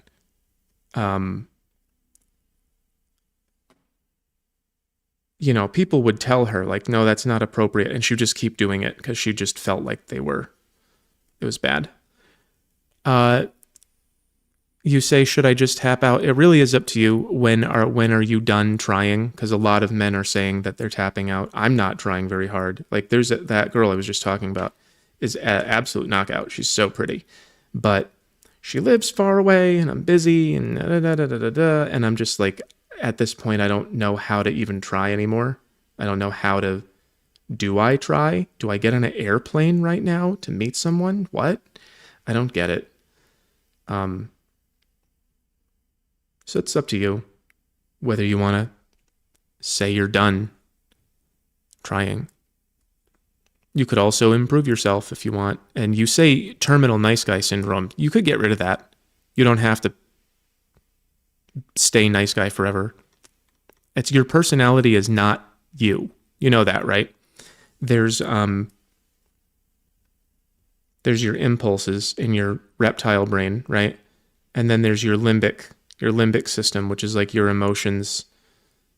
And then there's your neocortex. You can learn about all this in my PsyOps video. And what you think of as me, what you think of as yourself, and I go over this in the table too. If you want to understand this better, watch PsyOps and the table. I talk about these things much more.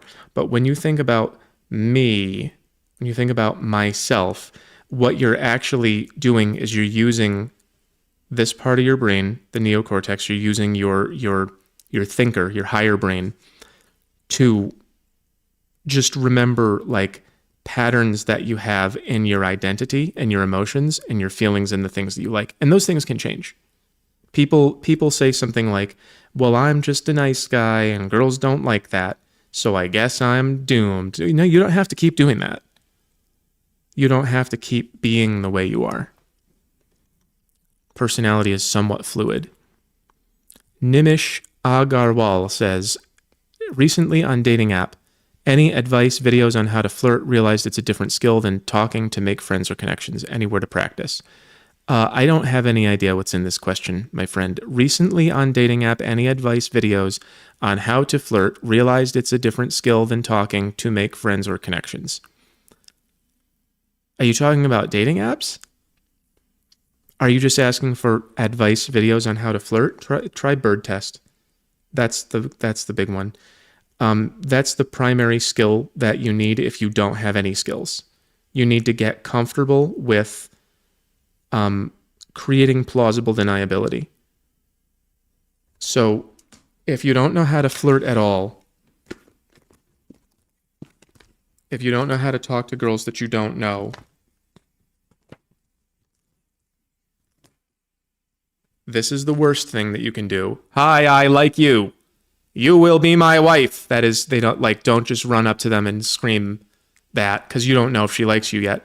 And the best thing to do is to figure out something that you can point at and say, I've done this in the grocery store. There's a girl with a product in her bag or that she's looking at, and I'll say to her like, oh, those things are da-da-da. I had that with the bottle of wine the other day. And if she gives me like a really nice warm smile and seems happy that I'm talking to her, then I keep doing it. And if she doesn't, then I was just talking about chips because I'm a fun guy. It's plausible deniability. Like, I'm talking about the bird to see if you like me. I don't really care about the bird. But if you just go and say, I would like your number, then that's upsetting. And you're not going to get a lot of skill in getting to know people that way. You are physically appealing. Like, you got to not do that. Travis Sharp says, many argue on what percentage of men that women accept. Some say 20, others say 10, some say 1. What do you believe is the correct number? It depends on a lot of factors. It depends on the population of men and women. How attractive are the men? How attractive are the women? How many of them are there? How many options do they have? I think that on average, if you just took just humans, because there's so many different kinds of humans, but if you just took humans, like 10,000 random humans, I would say that this is how it would look. And this would be a bell curve, right? So if you took 10,000 random humans and put them on an island, the women would just start noticing the 10s, 9s, and 8s, which is like there's very, very, very few of these. There's very few of these, and there's few of these. And then there's a good handful of these, and then lots of these. Like most, I think about more than half of people are going to be 4, 5, 6. So like this is half, and then this is 20, 25, I guess, and this is 25. So that would be 25. Then it would be maybe 15, maybe 10. You know, it's different on apps and it's different in real life, but it basically is just the way that women feel about men that they don't know, unfamiliar. But when you get to know them, then it evens out a lot more and people tend to match with someone who actually fits their level. So that number that you're looking for, like, is it 10? Is it 5? It isn't. It's just so complex that it depends on which people you're talking about and where they are. And like you could put a mid girl in a room with like the 10, or like even the 10,000 most attractive men on the planet, and they would probably think all the men were attractive. But then if you give them a while to get used to it, then they'll sort them out into the highs and the lows. It's familiarity that changes it all. Pixel Fiend says, thoughts on radical determinism. Yeah, it's false. Determinism is just false. You cannot make that argument. It's not possible to make that argument. I don't know if Gödel's incompleteness theorem is the reason why. I don't understand. I think is it the E that has the umlaut over it? But there isn't enough information to conclude that we live in a deterministic universe. It's insufficient information. And if we do live in a deterministic universe, then why do we feel like we choose things? Why do we feel that way? Saying it's an illusion is just like saying never mind. That's not an argument. If we're talking about we have a physical world that has rules that are pretty predictable, like gravity and the speed of light and everything, and we are made of physical things, then aren't we also predictable? Well, the physical world actually isn't predictable when you get down to the lowest levels. When you get down to the atomic, like you don't know where the electron is at any given moment. When you get to the quantum level, you cannot observe that same information about physics. And so we are made of this tiny level. So the way that we work is not entirely observable. The more macro you go, the closer it gets to determinism, and the more micro you go, the closer it gets to non-deterministic. So when people make this radical deterministic argument, like everything is just math of how one thing bumps into another, you can't prove it. And we've known that for a long time. And then there's, like, if determinism is true, then how could you, like, if I walk over there and punch you in the face right now, then I didn't do it, right? It was just the universe that did it. And then they say, well, we still should. Oh, well, what's should? If determinism is true, then what's should? That's you making a decision, right? You can't just go, forget that. Never mind consciousness. Never mind it. It's an illusion. Just turn off your recognition of being conscious and pretend with me that we know all the facts. I think that people who argue in favor of hard determinism are afraid of a universe that they don't understand, and they need to feel control by pretending that they do. Jesse Lynch says, what is your thoughts on the effect of the 7 sins on people's ability to evolve through the levels, such as lust, sloth, pride, etc.? Well, that is just an interesting question, because as it turns out, the Enneagram, which I believe that I drew correctly the last 2 times I tried it, the Enneagram is based around those sins, and there's actually 2 that they left out, possibly because they just liked the number 7, and so they deleted 2 of the sins, and then this goes here, and this goes here. So it's the Enneagram, and that's a 9. 1, 2, 3, 4, 5, 6, 7, 8. And the deadly sins associated with them are sloth, wrath, pride. Skip 3 because it's one of the ones they took out. 4 is envy. 5 is greed. 6 is the other one that they took out. 7 is gluttony. 8 is lust. So those are the ones associated. 3 is deceit, which is, I mean, that's a deadly sin if I ever heard one. And then 6 is cowardice, which also is pretty deadly. I don't have any evidence that this is a historical, that they removed these from the Bible or whatever, but it sure does feel true. And when you get to know these Enneagram types, you can see how they work in this way. People who are type 4s, they're like goth. They're gothy. They're like Trent Reznor.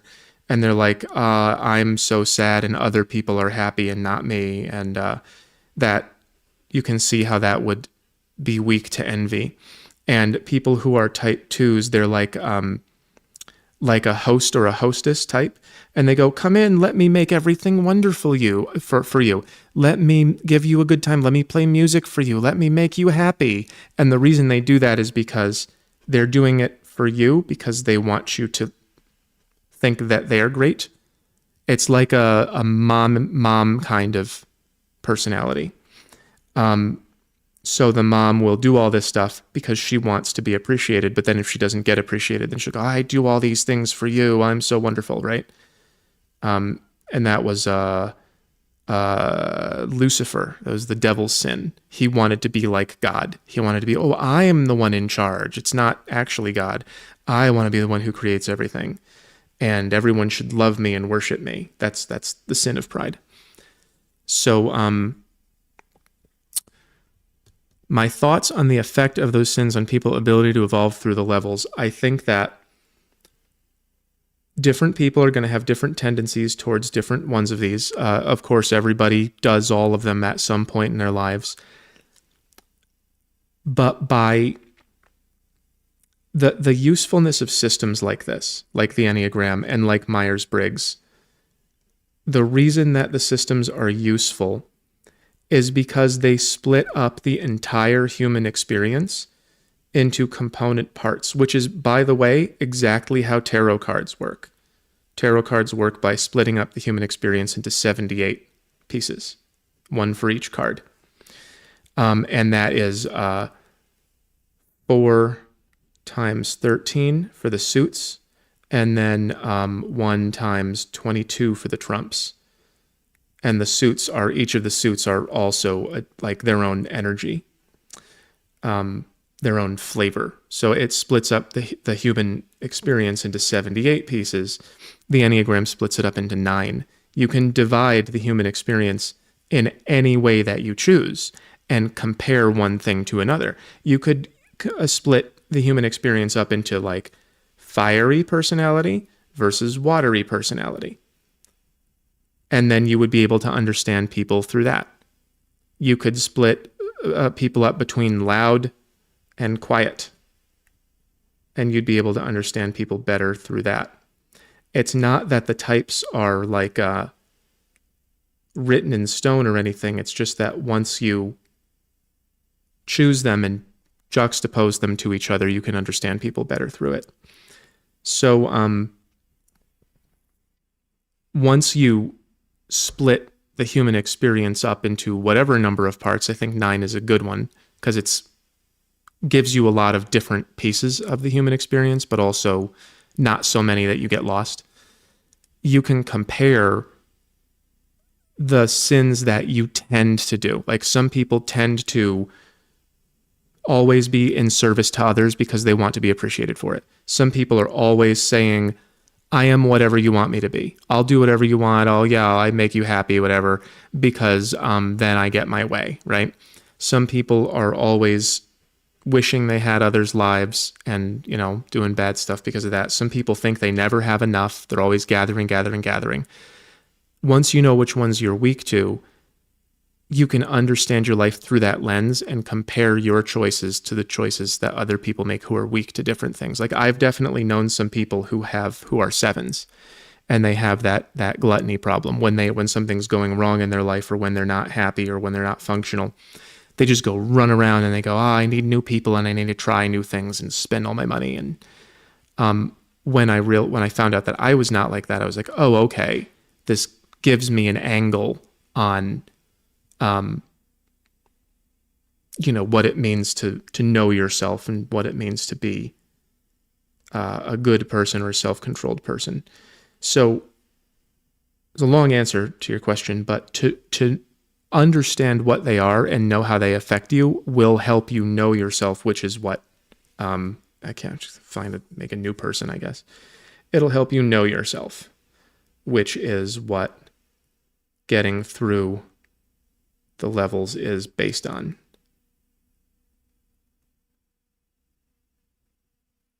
But it's not the only thing that'll help. Like the Enneagram will help, 7 Deadly Sins will help, Myers-Briggs will help, meditation will help. There's lots of different ways to figure yourself out. Ekora says, wasn't feminism deeply unpopular among women in its time? Did my camera get fuzzy? Did it just stop being focused for no reason? Wasn't feminism deeply unpopular among women in its time during the first wave and got forced through by the judiciary anyway? Well, the judiciary didn't force through feminism. They just forced through giving women the vote. And yes, women did not want women to have the vote. Back in the day, before that happened, most women didn't want that because women understood women. And they said, no, women shouldn't be in politics. That's ridiculous. And now they view it as an entitlement. Hang on, I'm adjusting my camera control focus. I gotta do this manually, like I'm on a pirate ship. Okay. Okay. I guess that's fine. But yeah, no, you are right that women overwhelmingly did not want to, like equality for women and voting for women and everything like that, because they understood that there were some things that men should do and some things that women should do. And they did force it through. And that does certainly look like a big conspiracy full of dark and evil lies. Like, if our government doesn't do what we want it to do, is it really our government? No.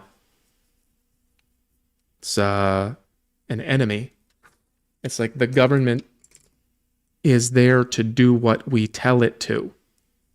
It's not our boss. We were very clear about that. We wrote it down. We had wars over it. It's very, very clear. And they seem to never learn.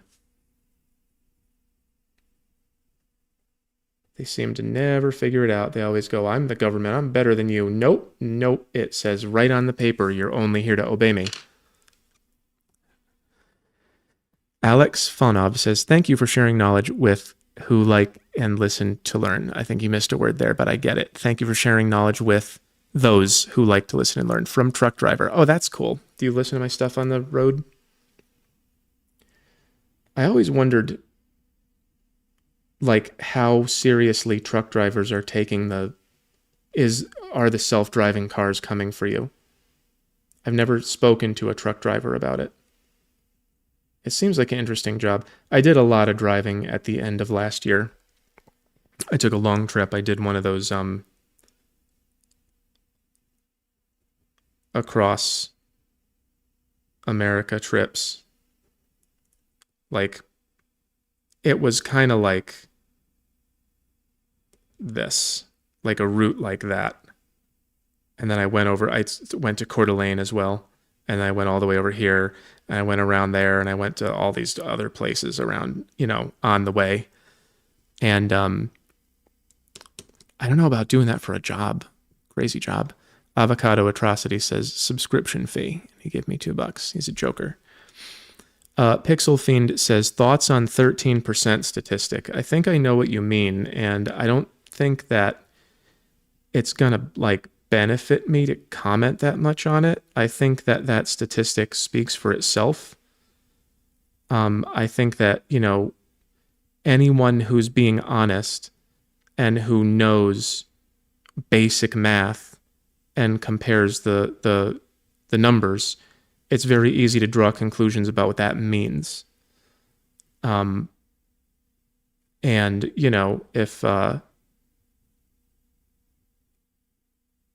if people don't want to, deal with that, it really means something about them. It's like, why don't you want to understand that these is just numbers that we're gathering about things that are happening? You don't want to know facts about things that are happening?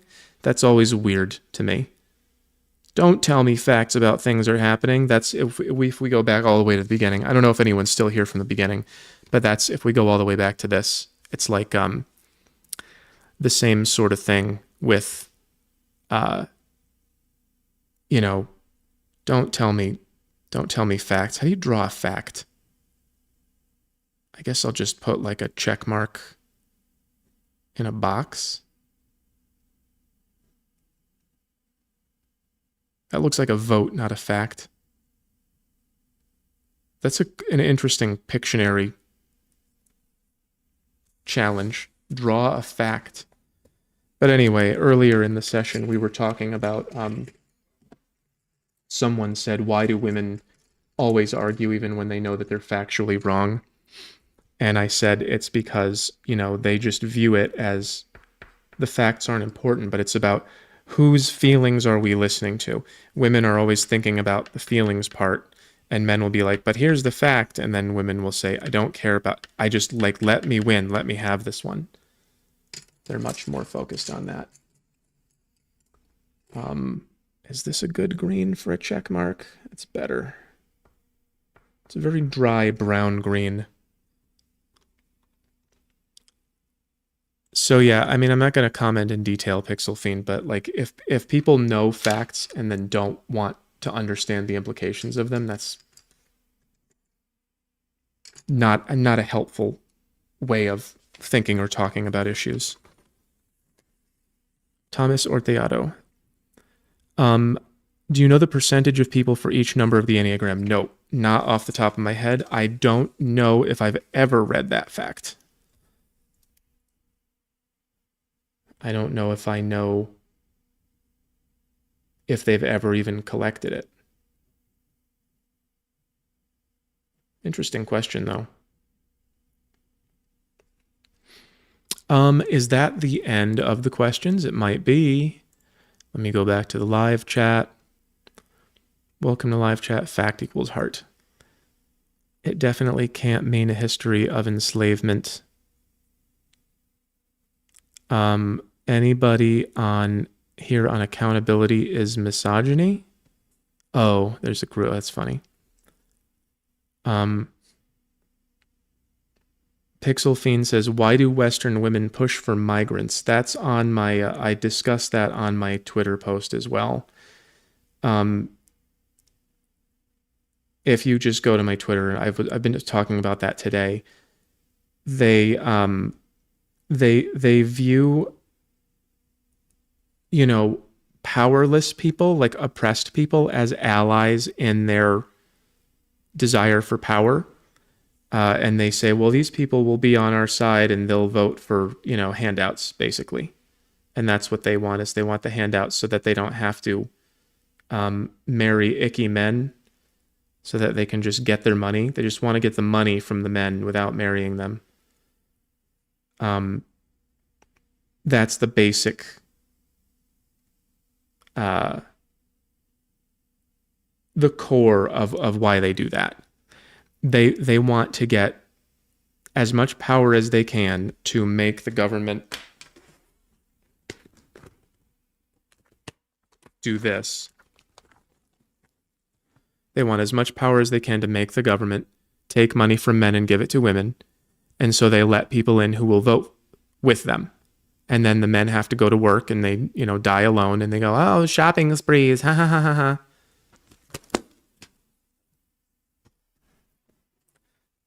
You know, it's like there's no good reason for that. There's no reason that society should run itself that way, by taking money from people and giving it to other people because they want it. That's just straight up evil. But feminism has taught them that they deserve it and that they're entitled to it. Michael Baldwin says, buy yourself a beer with that T-bone. Thank you. I will get some good stuff tonight. I am starting to get hungry. Probably leave pretty soon. Tomas Orteado says, what are your favorite Enneagrams, or are there certain aspects of specific Enneagrams you like more than others, and why? Yeah, there are some that I like more. I like... I'll color them. That's why I have colors. Where's my green? So many greens. Green and red. Okay. I'll do green, red, yellow. Is this yellow? Can you guys see this on the camera? Yeah, it's yellow enough. Okay, so I like sixes, fives, fours, ones. I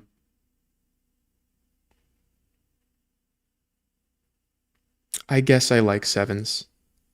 I guess I would put them in green and not yellow.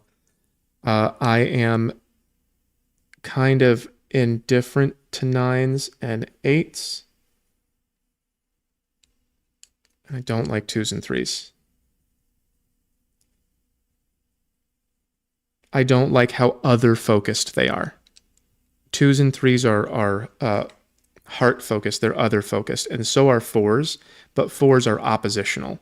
So twos and threes are like, whatever you think I should be, that's what I'm going to define myself around. And then four says, whatever you think I should be is what I'm not going to be. I'll be the opposite. I'll be different. I'm going to be something else. I vibe with that much more than let me serve you, let me be your reason for living, you know, or let me be whatever you expect me to be. Like those guys that, you know, you turn on TikTok and they go, you got to get your money up, you got to get out there and lift your weights, and you got to, it's just like they're saying the things that they think that people, you know, want from them. That's like three, deceit. I like ones because they're very principled. I like principles. I like fours because they're very individualistic, and I'm very interested in that. I really don't like people who are just like current thing. I like fives because they tend to be studious, thoughtful, smart. They tend to like look at a lot of facts before they do anything. I like that a lot. I like sixes because they are prepared. You know, they're alert. The six is the typical like your crazy uncle with a bunker full of Alex Jones freeze-dried food. And it's like, the government's coming, you got your rations ready? Like that's your typical, like a six who's lost it. And I like that alertness, that like what could go wrong. That makes me comfortable. And then sevens are like, you know, let's go do everything and try everything. They're very open. It's like the most open-minded type, and I enjoy that as well. Eights are very insistent on things, which can be good or bad, depending on which side that you're on. They're just like blunt, just like get out of the way. And then nines are very lazy. It's very like, whatever, everything's fine, nothing needs to be done. Let's all just rest.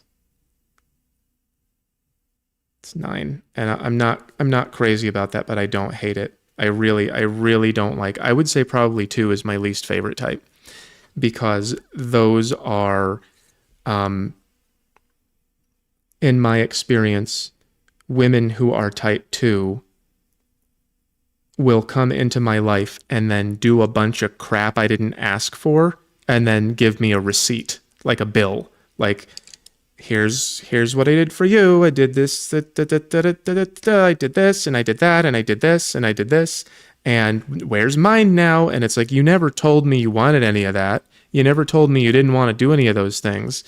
They just kind of do it, and then if you don't appreciate them in the way that they want, then they're mad. That's probably my least favorite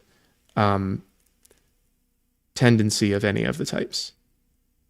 It's not open communication. It's just like an expectation. It's very much like this, the read my mind thing. Like I wanted a thing, I wanted something, and I didn't tell you and you didn't know. My love language is not having to ask. That's like type 2. That's my least favorite.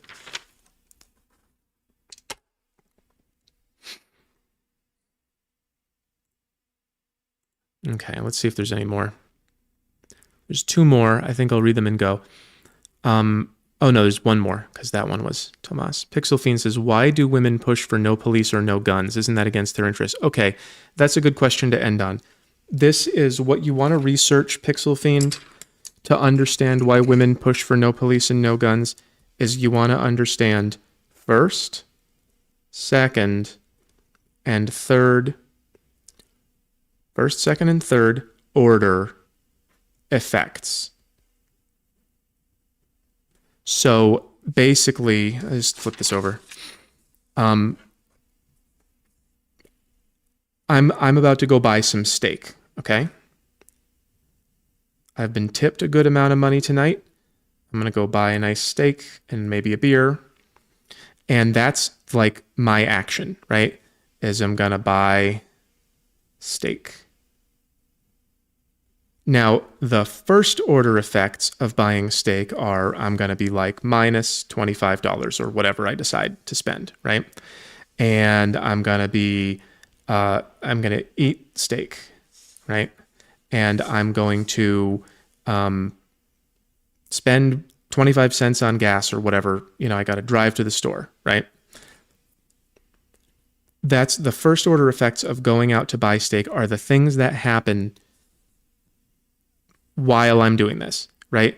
The second order effects are you would go like, well, I'm going to eat the steak, right? So is that going to, like, am I allergic to steak? Have I been overeating? Do I have high cholesterol? Is that going to be bad for my health? That's a second order effect. If I spend this $25 on steak, is that going to overdraft my credit card, right?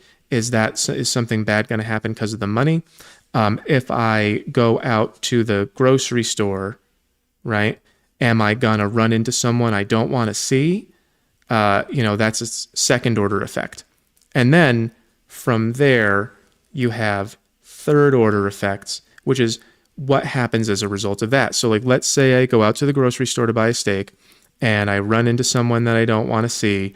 And then that person, I don't know, what could they do from there?